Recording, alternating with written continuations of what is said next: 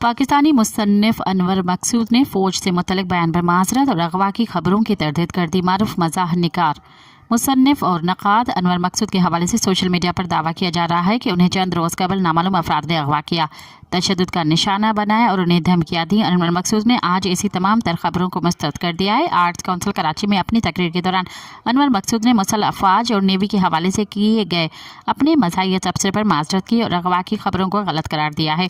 उन्होंने कहा कि उनके बयान का मकसद किसी की दिल आज़ारी करना हरगिज़ नहीं था और वो हमेशा अपने तबसरों में तंज़ मज़ाह का सहारा लेते हैं।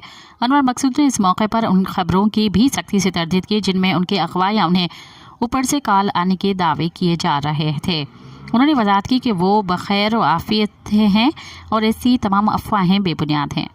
मज़ीद ख़बरनि ऐं तफ़सीलात लाइ विज़िट कयो असांजी वेबसाइट www.awamiNewsHD.com ऐं ॾिसंदा रहो अवामी न्यूज़ HD।